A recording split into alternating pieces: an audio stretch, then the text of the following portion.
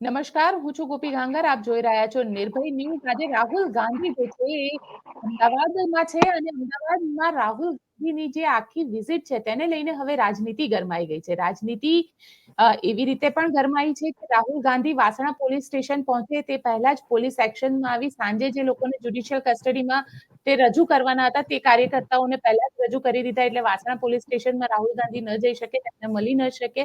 સાથે સાથે આનાથી રાહુલ ગાંધીની આ વિઝિટથી ગુજરાતની રાજનીતિને કેટલી અસર પડશે, આ વિષય પર વાતચીત કરવા આપણી સાથે અત્યારે જોડાઈ ગયા છે વરિષ્ઠ પત્રકાર ભાર્ગવ પરીખભાઈ.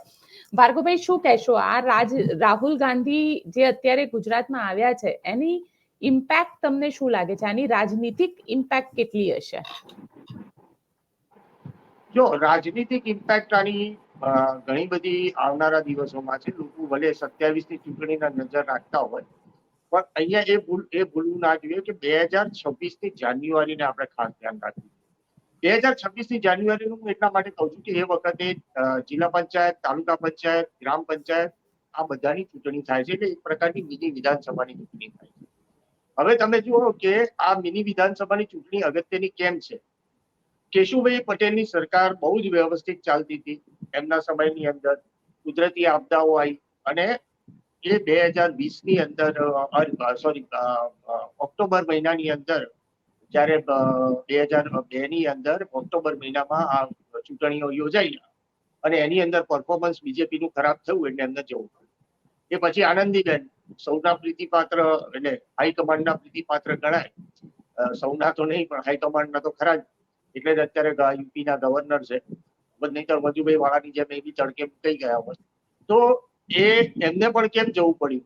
એમને જવું પડ્યું એટલા માટે જ કે આ મિની વિધાનસભાની અંદર હાર હતી. અને પછી 2017ની ચૂંટણી આવી. 2017ની ચૂંટણીની અંદર કોંગ્રેસે જોર માર્યું. લોકો ભલે એમ કહેતા હોય કે પટેલ આંદોલન હતું, ફલાણું હતું, ઢેકું હતું, અને જેના કારણે સીટ આવી. આપણે માની લઈએ કે પટેલ આંદોલન કામ કર્યું. એ પછી 22ની ચૂંટણીની અંદર તમને એમ લાગે કે એકદમ મોટો જમ્પ માર્યો છે, 156 સીટ, અને પછીની બીજા 5 જણાને લીધા એટલે 161 જણાનું સંખ્યાબળ થઈ ગયું. હવે ભેંસના શિંગડા ભેંસને ભારે પડી રહ્યા છે. આ ગુજરાતી કહેવત છે કે ભેંસના શિંગડા ભેંસને ભારે. હવે આમાં થઈ એ પરિસ્થિતિ એ થઈ છે કે 161 જણાને સમાવવા, સંતુષ્ટ કરવા એ બધું બહુ અઘરું છે. અને એટલે લોકસભાની ચૂંટણીની અંદર તમે જોયું કે 2 જગ્યાએ એમને ઉમેદવાર બદલવા પડ્યા, સંખ્યાબંધ જગ્યાએ એમને વિરોધનો સામનો કરવો પડ્યો. એ ઘટી છે. નંબર 2, 2017ની ચૂંટણીની અંદર 41.7% વોટ કોંગ્રેસને મળ્યા હતા, એટલે એન્ટી બીજેપી વોટ. 2022ની ચૂંટણીની અંદરના તમે વોટ જુઓ તો 27.7% કોંગ્રેસનો વોટ શેર છે, 12.5% આનો વોટ શેર છે, 1% આનો વોટ શેર છે આપણે ઓવેસીનો.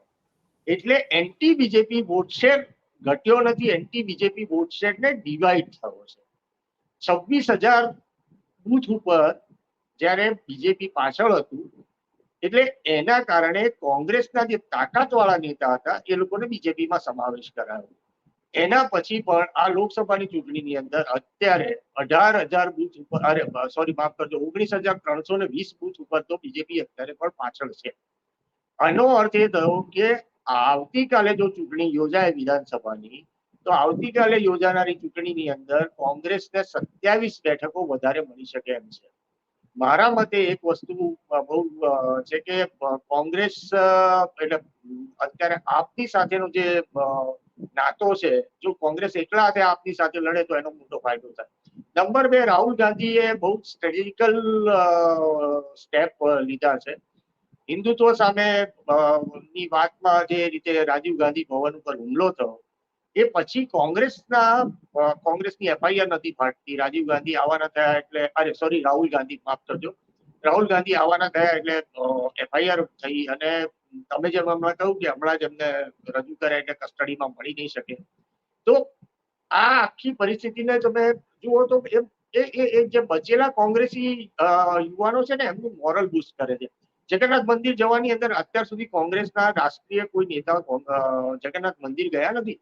આ પહેલી વખત રાહુલ ગાંધી જશે, આ પુશ કરશે, ત્યાં આગળ જશે, ત્યાં જઈને પૂજા કરશે. એટલે એક મેસેજ બી આપવા માંગે છે કે અમે હિન્દુત્વના વિરોધી નથી, અમે હિન્દુત્વ તરફી છીએ. એટલે સોફ્ટ હિન્દુત્વથી આવે છે એ બતાવવાનો પ્રયત્ન કરે છે. અને આ જયારે ચર્ચામાં, જો હિન્દીમાં એક કહેવત છે कि अगर राजनीति में रहना है तो खर्चा, चर्चा और पर्चा चलना चाहिए. खर्चा એટલે રેલી, ચર્ચા એટલે તમારે કાયમ સુર્ખીઓમાં રહેવું પડે, અને पर्चा એટલે તમારે ક્યાંય દરેક વખતે કોન્ટ્રોવર્સીમાં ક્યાંક મીડિયામાં આવવું પડે કે અથવા તો જાહેરમાં તમારે આવવું પડે. તો ખર્ચા, पर्चा और चर्चा આ ત્રણે ત્રણ એમણે લોકસભાના પોતાના ભાષણ પછી દેખાડ્યું છે. હવે આ સ્ટ્રેટેજિકલ મૂવ હું કેમ કહું છું આને, કે આના પછી 2024 ની અંદર 3 રાજ્યોની અંદર ચૂંટણી આવી રહી છે વિધાનસભાની, ઝારખંડ સહિત. હવે આ વિધાનસભાની ચૂંટણીની અંદર એક મેસેજ પૂરેપૂરો જાય. આ પીડિતોને એટલા માટે મળી રહ્યા છે કે પીડિતોને મળે એટલે હાથરસ વાળો મુદ્દો અત્યારે ચગેલો છે. હાઈકોર્ટે જયારે અહીંયા આગળ હરણીકાંડનો રિપોર્ટ ફગાવી દીધો છે. આ બાજુ અગ્નિકાંડનો મામલો હજી ગરમ છે. અગ્નિકાંડ એટલે આ બધાને જયારે મળશે, એનો મેસેજ આપશે, લોકસભામાં મુદ્દો ઉઠાઈ છે, વાત કરશે, ત્યારે 2024 ની અંદર આવેલી વિધાનસભાની અન્ય રાજ્યોની ચૂંટણીમાં એની અસર થશે. કારણ કે આ રાજ્યો બીમારું રાજ્યોમાંના એક છે, એટલે ત્યાંથી લોકો કામ કરવા માટે ગુજરાત, મહારાષ્ટ્ર અને દિલ્હીમાં જાય છે.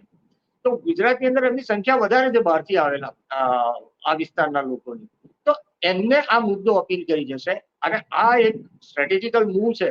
હવે આ મૂવ કેટલી કામ લાગે છે એ કહેવું અત્યારે અઘરું છે, પણ જે રીતે રિવાઇવ થઈ રહ્યા છે તો ગુજરાતના કાર્યકર્તાઓમાં પણ ઓઇલિંગ થઈ જશે એમની મશીનરીની અંદર.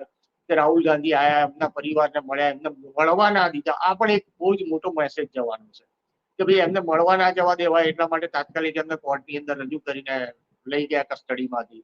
જો 2 કલાક રાખી મૂક્યા હોત તો કઈ બહુ મોટું ખાટું બોળું ના થઈ જાત. કારણ કે ભૂતકાળની અંદર રાતે 2 વાગે પણ જજના ત્યાં રજૂ કર્યાના દાખલા છે. એક મિનિસ્ટર, હું નામ દેવા નથી માંગતો આ પ્લેટફોર્મ ઉપરથી, એ મિનિસ્ટરને કોર્ટના બદલે જજના ઘરે સીબીઆઈ એ રજૂ કર્યા હતા. હું ને તમે જોડે જતા એ જગ્યાએ જવામાં. તો આ પદ્ધતિ થઈ શકે છે. રાતે 12 વાગે જો ગુજરાત હાઈકોર્ટ ખુલી શકતી હોય તો અમને 2 કલાક શું કામ ના રોકી રાખી શકાય? આ જે મેં પહેલા કહ્યું ને, ખર્ચા, पर्चा ઓર, તો એની અંદર આ મુદ્દો એમને કામ લાગશે અને એ મુદ્દાને એ ભૂલાવશે, જેના કારણે ગુજરાતની રાજનીતિ ઉપર એમની નજર અત્યારે 27 કરતા વધારે 2026 જાન્યુઆરી ઉપર છે. કારણ કે આ એ વખતે કોરોનાના કારણે 21 જાન્યુઆરીની અંદર જે ચૂંટણીઓ થઈ, એટલે 26 જાન્યુઆરી હવે ડ્યુ છે. અધરવાઇઝ તો ડિસેમ્બરની અંદર ડ્યુ હતી, ડિસેમ્બર 25 ની અંદર ડ્યુ હતી, પણ એ જાન્યુઆરી 26 ની અંદર ડ્યુ થશે. એટલે એ જે છે એની ઉપર એમની નજર છે. અને આપ સાથેનું સંગઠન એ કેટલો સમય સુધી ટકાઈ રાખે છે એ સવાલ છે. કારણ કે ગુજરાતમાં સૌથી વધારે નડતર આપ છે, અને આપનું નડતર એમને બહુ એટલું બધું નહીં નડે આવનારા દિવસોમાં. કારણ કે તમે વિધાનસભાની ચૂંટણી જુઓ તો એમ લાગે કે 12.5% વોટનો શેર લઈ ગયા છે, પણ 121 સીટ ઉપર આપણે ડિપોઝિટ ગુમાવી છે. આ કોઈ આને કોઈ ધ્યાનમાં લેતું નથી. આ વસ્તુ રાહુલ ગાંધીની નજરમાં તો છે. એટલે અને ત્યાં ગયેલા કોંગ્રેસીઓ અત્યારે તમે જુઓ. પણ ભાર્ગવભાઈ સવાલ એ છે કે રાહુલ ગાંધીએ જે ટ્વીટ કરી હતી, જે લોકસભામાં પણ એ બોલ્યા હતા, અને એમાં બોલ્યું હતું કે આ વખતે ગુજરાતમાં ઇન્ડિયા જીતશે. એટલે ક્યાંક એક ગઠબંધન, ઇન્ડિયા ગઠબંધન ક્યાંક ગુજરાતની અંદર થઈ ગયેલું જ માની રહ્યા છે કે ક્યાંક એવું માની રહ્યા છે કે આ ગઠબંધનમાં ચૂંટણી લડીશું? અત્યારે જે પરિસ્થિતિ છે, હવે સબળ વિપક્ષ તમારે લોકસભામાં રાખવું હોય અને તમારે જયારે જોડે લડ્યા હોય તો તમારે કહેવું તો પડે ને કે ઇન્ડિયા ગઠબંધન જોડે રહીને જીતશે. એ એટલી ભૂલ તો હવે આટલા વખતની થપ્પડો ખાધા પછી રાહુલ ગાંધી કરે એમ તો હું માનતો નથી. એ ઇન્ડિયા ગઠબંધન એમણે લિટમસ ટેસ્ટ તરીકે બને બી ખરા કે 26 ની જે મિની વિધાનસભા જેવા ઇલેક્શન છે એની અંદર ત્યાં સુધી એ ટકાઈ રાખે. 27 ની અંદર નિર્ણય જુદો લઈ શકે. તમે જુઓ કે 1998 નું જે રિઝલ્ટ છે એને તમે માઇન્યુટલી તમે જોવા જાઓ 1998 નું, તો રાજપા જે શંકરસિંહની પાર્ટી હતી માત્ર 2 સીટ લાવી હતી, પણ રાજપા અને કોંગ્રેસના વોટનો સરવાળો તમે કરો તો એ વોટનો શેર જે છે એ બીજેપી કરતા વધી જાય છે. પણ એ વખતે વોટનું ડિવિઝન થયું હતું કોંગ્રેસ અને રાજપાનું. હવે આ ભૂલોને, ભૂતકાળમાં કરેલી ભૂલોને કોંગ્રેસ કેવી રીતે જુએ છે એના પર આધાર છે. અને જો જેસે તે જેવી સ્થિતિ ચાલી તો આમાં તો પંજાના ભરોસે જ છે બધું. રામ ભરોસે નથી કહેતો, પંજા ભરોસે કહું. એટલે પરિસ્થિતિ એ છે કે માઇન્યુટ ઓબ્ઝર્વેશન કર્યા પછી મને લાગે છે કે આ વખતે માઇક્રો મેનેજમેન્ટ કરવાનો પ્રયત્ન કરશે અને માઇક્રો મેનેજમેન્ટ કરશે અને જે થાપ સુરતમાં ખાધી છે એવી થાપ ફરીથી આ લોકો નહીં ખાય એવા પણ પ્રયત્ન આ લોકો કરશે. પણ સાથે સવાલ એ પણ ઉભો થઈ રહ્યો છે કે જે રીતે આ વખતે શક્તિસિંહ ગોહિલ હોય કે કોંગ્રેસના કાર્યકર્તા ખરેખર ઓન ગ્રાઉન્ડ જોવા મળ્યા. એ અગ્નિકાંડ થયા બાદ જે રીતે જિગ્નેશ મેવાણી હોય, લાલજી દેસાઈ હોય, પાલ આંબલિયા હોય, આ બધા ઓન ગ્રાઉન્ડ ક્યાંક ને ક્યાંક એક્ટિવ ભૂમિકામાં દેખાયા. રાહુલ ગાંધીએ પણ આ પીડિતો સાથે વિડીયો કોન્ફરન્સિંગથી વાત કરી હતી, આજે રૂબરૂમાં મળવાના છે. આ બધી અને ગઈકાલની CR પાટીલે એક ટ્વીટ કરી અને ટ્વીટમાં CR પાટીલે એવું લખ્યું છે કે જેટલા પણ પીડિતો છે, જેટલા પણ લોકો છે જેમના મૃત્યુ થયા છે કોઈને કોઈ ઘટનામાં, એના માટે અમે શ્રદ્ધાંજલિ પાઠવી રહ્યા છે. આ જે ઘટનાક્રમ છે એને કઈ રીતે જોવું? કારણ કે એક તરફ રાહુલ ગાંધી આ લોકોને મળી રહ્યા છે, પીડિતોને ન્યાય માટેની આશા જગાવી રહ્યા છે અને જે ગુજરાત સરકાર આપી નથી શકી, એટલે હવે છેલ્લે CR પાટીલ લગભગ 1.5 મહિના બાદ એવું કહી રહ્યા છે કે અમે પીડિતોની આત્માની શાંતિ માટે આજે પ્રાર્થના કરી. જો એક બહુ જ સ્પષ્ટ વસ્તુ છે કે કોંગ્રેસને હવે ખબર પડી છે કે બાળકોના આમાં અગ્નિકાંડની અંદર મુખ્ય જે લોકોનો જે મૃતાત્મા છે એમાંની એ લોકોની સંખ્યા તમે જુઓ, એ લોકોની કાસ્ટ તમે જુઓ તો કઈ કાસ્ટ છે? મેક્સિમમ ક્ષત્રિય છે. રાજકોટ લોકસભાના ઇલેક્શન વખતે ક્ષત્રિય આંદોલનનો જોર હતું અને રાજકોટ અગ્નિકાંડની અંદર જે લોકો મૃતકો છે એમની સંખ્યા સૌથી વધારે ક્ષત્રિયની છે. નંબર 2 કે માણસને એક વખત આ મુદ્દો સ્પર્શી તો જાય છે. બીજું કે મૃત્યુ થયા છે એમાં બાળકો છે, આ મુદ્દો બહુ ટચી હોય છે. એક સંવેદનાને, તમારી સંવેદનાને અડી જતો મુદ્દો હોય છે. હવે આને જ્યારે કોંગ્રેસને ખબર પડે છે કે હવે રાજકોટની અંદર અમે થોડું હલબલાઈ શક્યા છીએ, વોટ બેંકની વોટ શેર થોડો વધ્યો છે ગઈ વખત કરતા, તો શા માટે એક પ્રયોગ ન કરવો? અને એ પ્રયોગ કરો એની અંદર સ્વયંભૂ લોકો બંધ પાડ્યું. કારણ કે લોકોને બીજું એક આક્રોશ બીજો એ પણ છે કે જેમ કે સાગઠિયાના ત્યાંથી પૈસા મળી રહ્યા છે, તો એમને એમ છે કે આ બધા જ રીતે પૈસા ખાઈને આ બધું જ થઈ શકતું હોય તો શા માટે અમારે સપોર્ટ ના કરવો? અને થાકીને લોકો સપોર્ટ કરી રહ્યા છે. કોઈ એકદમ પ્રેમથી સપોર્ટ કરવા માટે નથી બહાર નીકળ્યા. આપણે થાક્યા છે, કંટાળ્યા છે, કંટાળીને કે છે કે હવે બસ તમારું મોરબી કાંડની અંદર, મોરબીની અંદર બ્રિજ તૂટે, કોઈ હજી સુધી કશું ના થાય. સુરતની પરિસ્થિતિ તમે જુઓ તો સુરતની અંદર હજી સુધી તક્ષશિલાનું શું થયું 2019ના કિસ્સાનું, હજી સુધી 5 વર્ષ થયા, પરિસ્થિતિ કોઈ ન્યાય નથી મળ્યો. તમારું હરણીકાંડની અંદર બી આ સ્થિતિ છે. હરણીકાંડમાં કેમ કોંગ્રેસ ઉપર ના આવ્યું? ત્યાં આગળ તમે ઉપર કેમ ના આવ્યું? આને બહુ જ માઇન્યુટલી તમે ઓબ્ઝર્વ કરો. હરણીકાંડની અંદર મૃતકો છે એની અંદરથી મોટી સંખ્યા મુસ્લિમોની છે ને આ બાજુ ક્ષત્રિયોની છે. રાજકોટની અંદર એમને સફળતા મળે એવું સીધું દેખાતું હતું. એટલે ગ્રાઉન્ડ ઉપર ઉતર્યા છે એવું નથી, બહુ જ ગણતરીપૂર્વક અહીં આગળ ગ્રાઉન્ડ ઉપર ઉતર્યા.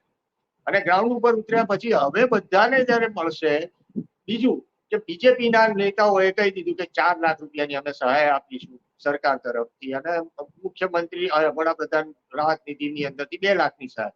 ભાઈ 6 લાખ રૂપિયાની અંદર માણસ તમારો પાછો નથી આવવાનો. 6 લાખ રૂપિયાની અંદર તમે કોઈની જિંદગી પાછી નથી આપી શકવાના, અથવા તો કોઈનો દીકરો પાછો નથી આપી શકવાના, કોઈની દીકરી પાછી નથી આપી શકવાના. તો આ આક્રોશ જે છે ને, અને બીજું કે મોટી માછલીઓ છૂટી જાય છે. તમે જુઓ કે જુદ્ધો પુલ તૂટ્યો, શું થયું? પરિસ્થિતિ શું થઈ? એ વખતે મોટો વાપો થયો 2022ની અંદર, નવેમ્બર 2022માં. પરિસ્થિતિ શું થઈ 2002 વર્ષની અંદર? તો લોકોને થાય છે કે ન્યાય કેમ મળે છે? ન્યાય મળતો જ નથી અમને. હરણીકાંડ 6 મહિના સુધી કોઈ ન્યાય નથી મળ્યો. અહીંયા આગળ રાજકોટની અંદર એકે પીડિતને કોઈ પણ બીજેપીનો નેતા મળવા ગયો હોય એવો એકે દાખલો નથી. તો સ્વાભાવિક છે કે આની થયેલી લાગણીઓ સરસ રીતે પંપાડી શકાય એમ છે અને એનો ફાયદો મોટામાં મોટો મળી શકે એમ છે. તો આ બધા જ ઇક્વેશનને ભેગા કરવામાં હવે આ જ મુદ્દો જયારે લોકસભામાં ચકશે અને ટ્વિટર ઉપર મૂકવામાં આવશે, સોશિયલ મીડિયા ઉપર મૂકવામાં આવશે, તો આના કારણે રાહુલ ગાંધીની મુલાકાત, ખબર નહીં કોંગ્રેસ આને કેવી રીતે પબ્લિસાઇઝ કરે છે. બાકી કોંગ્રેસે આ રીતે જ કરવું કે રાહુલ ગાંધીની મુલાકાત પહેલા જ આ લોકોને જેલમાં એટલે નાખી દીધા, કારણ કે મળી ના શકે. રાહુલ ગાંધી અહીંયા આગળના લોકોનું મોરલ બુસ્ટઅપ કરવા આવ્યા છે. અહીંયા આગળ પથ્થરમારો આખા દેશની અંદર, માત્ર ગુજરાતની અંદર જ થયો છે પથ્થરમારો. તો પથ્થરમારો જયારે થયો છે ત્યારે આ લોકોની મોરલી તૂટી ગયું હતું બીજે કોંગ્રેસની અંદર, કારણ કે 3-3 દિવસ સુધી તમારી એફઆઈઆર નથી લેવાતી. તો મોરલ એમનું બુસ્ટઅપ કરવા માટે એક વખત ફરીથી આવીને ઉભા રહ્યા કે ચાલો હું જગન્નાથ મંદિરમાં જઉં. આપણે કોંગ્રેસની ઉપર તો પથ્થરમારો થયો તો થયો, હું જગન્નાથ મંદિર જઉં છું. કરે છે ને. પણ ભાર્ગવભાઈ, સવાલ અહીંયા એ ઉભો થાય છે ને કે શક્તિસિંહ ગોહિલ હોય કે ત્યાંના જે પોસ્ટર લાગેલા છે, આ બધામાં શિવ ભક્ત રાહુલ ગાંધી. એમને પણ ખબર છે કે જો ગુજરાતમાં મુદ્દો લેવો હશે કે અહીંયા લોકોની સંવેદના મેળવવી હશે તો હિન્દુત્વ સિવાય મેળ નહીં ખાય. જો શિવ ભક્ત વાળો છે ને મુદ્દો, એ બહુ સ્ટ્રેટેજિકલ ઉપયોગ કરવામાં આવ્યો. તમે રાહુલ ગાંધીનું લોકસભાના ભાષણની અંદર જે ચિત્ર ઊંચું એમણે કરીને દેખાડ્યું તે કોનું હતું? ભગવાન શિવનું હતું. યાદ કરો, ત્યાંથી કોન્ટ્રોવર્સી થાય છે. એટલે રિકોલ વેલ્યુ આપે છે. આ હિન્દુત્વની નજીકની રિકોલ વેલ્યુ આપે છે કે ભાઈ અમે લોકો તમારા દુશ્મન નથી, હિન્દુઓના દુશ્મન નથી, તમે એમ ના માનો, એમ કરીને શિવ ભક્ત કરીને એમની રિકોલ વેલ્યુ ત્યાં આગળ આપે છે. કે અને રાહુલ ગાંધી બહુ સ્ટ્રેટેજિકલી શિવજીનો ફોટો બતાવ્યો છે, જેથી કરીને ઓપોઝિશન બી એમ ના કહી શકે કે તમે આ ભગવાન શિવનો ફોટો કેવી રીતે બતાવ્યો. ભગવાન રામનો નથી બતાવ્યો એમણે, ભગવાન શિવનો બતાવ્યો. શિવજીનો ફોટો, અને એને ચોખ્ખું કીધું કે ભાઈ શિવજીનો ફોટો બતાવો પાપ છે તો મને મંજૂર છે એ પાપ. હવે આ શિવ ભક્ત વાળો મુદ્દો ત્યાં આગળ મૂકવામાં આવે તો શિવજી એવા ભગવાન છે કે જેની સામે કોઈ કોન્ટ્રોવર્સી છે જ નહીં, એટલે કોઈ કોન્ટ્રોવર્સી કરવા માટે કોઈ બહાર આવવાનું નથી. તમે રામનો મુદ્દો મૂકો, રામના ચહેતા, તો એમ કે બીજેપીની કોપી કરી. આમાં હિન્દુત્વનો એક મેસેજ, કેલ્ક્યુલેટિવ મેસેજ છે. એક બહુ સાદું ગણિત તમને કહું, આ recall value for recall value કેમ કહું છું? એક બહુ જાણીતી ટૂથપેસ્ટ છે, આપણે 10 માંથી 7 જણાને કહીએ તો હું અહીંયા નામ નહીં દઉં કારણ કે આપણે કંપનીનું નામ ના દઈએ, એનું જ નામ આવશે, એક જ ટૂથપેસ્ટનું નામ આવશે. ભાઈ તમે કઈ ટૂથપેસ્ટ કઈ, એક જ ટૂથપેસ્ટનું નામ આવશે. હવે એનું સેલ ક્યારે ઘટવાનું નથી, તેમ છતાં એને જાહેર ખબર આપવી પડે છે ટીવીમાં, છાપામાં, છાશવારે, કારણ કે એને રિકોલ વેલ્યુની જરૂર છે. સમજો તો તમે કે એ રિકોલ વેલ્યુની જરૂર છે. આ રિકોલ વેલ્યુ આપી રહ્યું છે રાહુલ ગાંધી શિવભક્ત વાળા પોસ્ટર, એટલે રિકોલ વેલ્યુ આપી રહ્યા છે. ભાઈ હા, હિન્દુત્વની વાત કરી હતી, એટલે પેલો માણસ જે ટુકડા થઈને ત્યાં આવ્યા છે ને વોટ્સએપ યુનિવર્સિટીની અંદર, ટુકડા એના પ્રવચનના, એના બદલે માણસ પ્રવચન વાંચવા માટે અથવા સાંભળવા માટે આખું સાંભળે તો એને ખબર પડે કે ના આની અંદર તો આવી મુદ્દો છે જ નહીં. તો આ એક રિકોલ વેલ્યુનો એક પ્રયાસ છે, અને એ પ્રયાસને સોફ્ટ હિન્દુત્વ ગુજરાતની અંદર એમને બહુ સારી રીતે જાણે છે કે ગુજરાતમાં સોફ્ટ હિન્દુત્વ જ ચાલશે. અને 2017ની અંદર આપણે સોફ્ટ હિન્દુત્વ કર્યું હતું અને સોફ્ટ હિન્દુત્વ ચાલ્યું હતું. એટલે સોફ્ટ હિન્દુત્વ આ મેઇન મુદ્દો છે. આને સમજવા માટે હું થોડો સમય લઈને તમને બેકગ્રાઉન્ડમાં લઈ જઈશ. આપણે એમ કહીએ કે 1984ની અંદર થયેલી ચૂંટણી અને 1985માં માધવસિંહનો રેકોર્ડ, આ બંને મુદ્દાને આપણે લઈએ.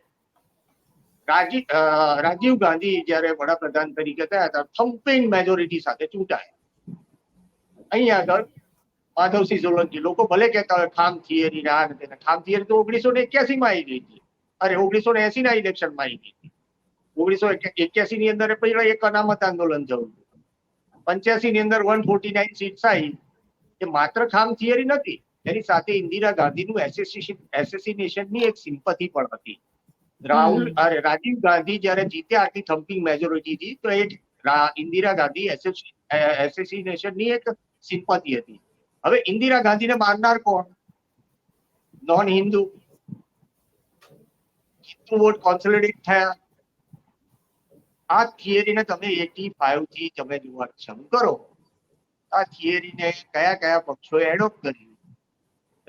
રાજીવ ગાંધી બુદ્ધ તો હતા જ નહીં. સૌથી પહેલા રામ મંદિરનું તાળું કોણે ખોલ્યું હતું? રામ મંદિરનું તાળું એને કેમ ખોલ્યું હતું? કારણ કે એને ખબર હતું કે હિન્દુત્વના સોફ્ટ હિન્દુત્વ ઉપર હું જઈશ તો મને વોટ મળશે, અને એ પછી જ બધી યાત્રાઓ શરૂ થઈ. એક સોફ્ટ હિન્દુત્વ લઈને હવે કોંગ્રેસ ચાલવા માંગે છે, કારણ કે કોંગ્રેસની વર્ષો જૂની જે નીતિ છે તમામ પક્ષોને તમામ જ્ઞાતિઓને સાથે રાખવાની, એટલે એ જ્ઞાતિઓને સાથે રાખવાની સાથે સાથે એમને સોફ્ટ હિન્દુત્વ તો કરવું જ પડશે. બીજું નંબર 2 કે હવે આજના જે લઘુમતી છે એ આજની લઘુમતી હવે પહેલા જેવી નથી રહી. આજથી 10 વર્ષ 20 વર્ષ જેવી નથી રહી. ત્યાં આગળ ભણતર તમે તપાસ કરો, ગુજરાતની અંદર બહુ દૂરની વાત નથી કરતો, માત્ર ગુજરાતની વાત, ગુજરાતની અંદર 2002 પછી લઘુમતીની અંદર લિટરસીનો રેશિયો 100% છે. આઈ એમ ટેલિંગ યુ 100%. આ લિટરસી રેશિયો ક્યારેય નહોતો. સાચર કમિશનનો તમે રિપોર્ટ કાઢીને વાંચો તો સાચર કમિશનના રિપોર્ટની અંદર સ્પષ્ટ છે કે લઘુમતીની આવકની અંદર વધારો થયો છે. આ બધું શું દર્શાવે છે?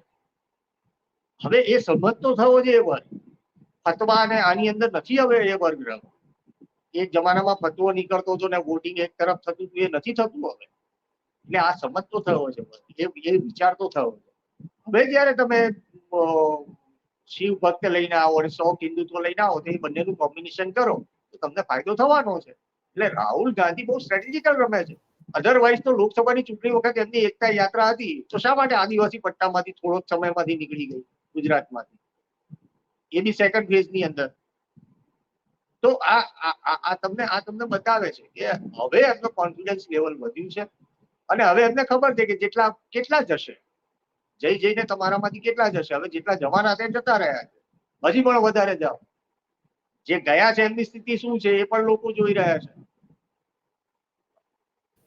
એના જ કારણે સોરી સાથે ભાર્ગવભાઈ પણ સવાલ એ બી છે ને કે કારણ કે જેટલા લોકો જવાના હતા એ બધા જ જતા રહ્યા છે. હવે જે લોકો સાથે છે આઈડિયોલોજીકલ સાથે છે કે જે કોંગ્રેસની આઈડિયોલોજીકલ વાતને માને છે. પણ અહીંયા આગળ કારણ કે રાહુલ ગાંધીનું સોફ્ટ હિન્દુત્વ અને ગુજરાત એ હિન્દુત્વની પ્રયોગશાળા ભારતીય જનતા પાર્ટી માટે 2002 ના તોફાનો પણ તમે જોયા છે, મેં પણ જોયા છે અને એ પછીનું ગુજરાત પણ આપણે જોયું છે. આ બધામાં રાહુલ ગાંધી કારણ કે હંમેશા આપણે જે એક પરસેપ્શન છે એ ગુજરાતીઓનો પરસેપ્શન ખાસ છે કે બીજેપી એટલે હિન્દુની પાર્ટી અને કોંગ્રેસ એટલે મુસલમાનોની પાર્ટી. આ પરસેપ્શન બદલાશે આ સોફ્ટ હિન્દુત્વના એજન્ડાથી? જો એ પરસેપ્શન બદલવાનો તો એમણે 2017માં પ્રયત્ન કર્યો અને એની અંદર સફળતા મળી જ છે. તમે જુઓ 2017માં એ પ્રયોગ કર્યો અને એમાં સફળતા મળી જ છે, 99 સીટ આવી. હવે રહી વાત આપણે 2002 તમે કહો છો, પણ હું તો 1986 થી રાઇટ્સ ને જોતો આવું છું. 6 મહિનાના કર્ફ્યુમાં પણ મેં રિપોર્ટિંગ કરેલું છે. એ પરિસ્થિતિ 2002 ની અંદર પછી મેં પહેલી વખત આટલો લાંબો કર્ફ્યુ, આટલો લાંબી પરિસ્થિતિ, આટલા લાંબા મોત, આ બધું જોયું. 2086 થી 2090 સુધી ઘણા બધા છમકલા થયા. 90 થી 2002 સુધી કોઈ 95 થી 2002 સુધી કોઈ મોટા રમખાણ ના થાય. 2002 ની અંદર એમ થયું એ પછી કોઈ નથી. એટલે એક વોટરને તમે કન્સિડર કરો. હું તમને બહુ થોડુંક જુદા સેન્સમાં કહું છું કે મુસ્લિમની પાર્ટી હિન્દુની પાર્ટીને બાજુ પર મૂકીએ. હું તમને એમ કહું કે 2014 ની અંદર પહેલો વોટર હતો 18 વર્ષનો, એ યુફોરિયાની અંદર એને વોટ કર્યો. આ વખતની વોટિંગ પેટર્ન જે બદલાઈ છે એટલે યુફોરિયામાં એને વોટ કર્યો ત્યારે 18 વર્ષનો હતો. 19માં એ થયો 22 વર્ષનો.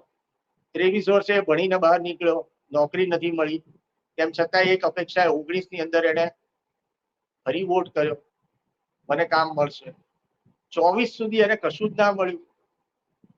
આ વોટનો સ્વિંગ તમે જુઓ ને તો યંગ વોટર છે ને એનો સ્વિંગ એ બીજો 50+ નો છે, કારણ કે સોશિયલ સિક્યોરિટી તમારી જતી રહી છે. આજે 50+ જે છે એ લોકોને દરેકને પોતાની સોશિયલ સિક્યોરિટીની જરૂર છે. આજે તમે 6%, 6.5% વ્યાજ તમે કરો તો માણસ આખી જિંદગી જો પ્રમાણિક માણસ કમાઈને બેઠો હોય તો એની બચત માંડ 25 લાખ રૂપિયા જેટલી કે 30 લાખ 40 લાખથી વધારે નહીં હોય એની બચત. પ્રમાણિક માણસની વાત કરું છું, અપ્રમાણિક માણસની વાત નથી કરતો. તો એનું વ્યાજ તમે 6%, 7% લેખે ગણો, 6, 6.5% તો કેટલું થયું? અને જયારે માણસ રિટાયર થશે ત્યારે 10 બીમારી લઈને બેઠો હશે, એનો દવાનો ખર્ચો હશે, ડાયાબિટીસ હશે, બીપી હશે, પાછા 25 જાતની બીમારીનો ખર્ચો હશે. એની સામે વધતી મોંઘવારી, આ ઇસ્યુને તમે આ ઇસ્યુ પણ કામ કરે, લોકો બોલતા નથી, આને રિફ્લેક્ટ નથી કરતા સીધે સીધું. તમે જઈને લોકોને મળો, તમને ખ્યાલ આવશે કે લોકો અંદરથી ત્રસ્ત છે.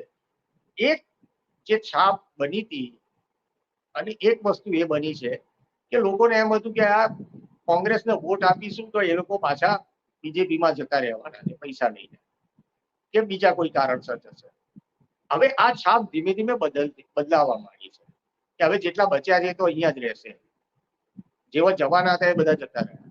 તો એના કારણે એક સાયકોલોજીકલ પણ 50+ જે છે ને એ, અને બીજું કે યુથ જે છે, યુથ હવે ધીમે ધીમે યુથને એ તરફ એન્ટી એસ્ટાબ્લિશમેન્ટ તરફ ઢળી રહ્યો છે. કારણ કે યુથની મેન્ટાલિટી, નોર્મલી યુથની મેન્ટાલિટી શું હોય છે કે યુથ ઘરમાં બાપ સામે એને વાંધો હોય, કોલેજમાં પ્રોફેસર સામે વાંધો હોય, એટલે એન્ટી એસ્ટાબ્લિશ મેન્ટાલિટી એની પહેલેથી હોય, અને એ બાકી સરકાર સામે બી એને વાંધો હોય.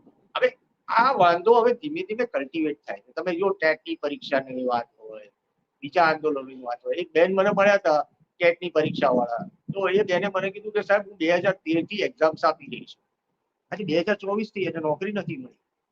મને કે મારા ઘરે 8 વર્ષનું બાળક થઈ ગયું. હવે એ બેનને મળીને મને આશ્ચર્ય થયું કે આ બેન બિચારા ક્યારના મથી રહ્યા છે નોકરી માટે. 11 વર્ષ નાનો સમય નથી, 11 વર્ષ એક જ વસ્તુ માટે. તો આ આક્રોશ તો તમને દેખાવાનું ને, ટેટની અંદર તમે જુઓ કેટલો મોટો આક્રોશ થયો ગાંધીનગર.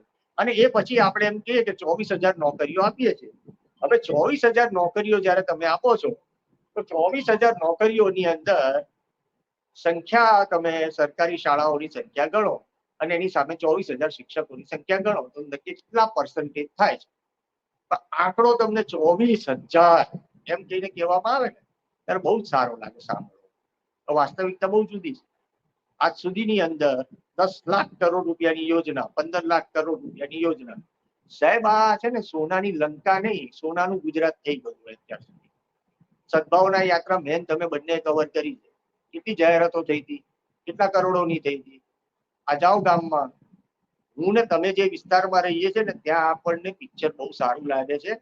માત્ર શાહપુર અને તમે નદીનો પટ્ટો ક્રોસ કરો ને પછી તમે રિયલ અમદાવાદને જોઈ શકશો.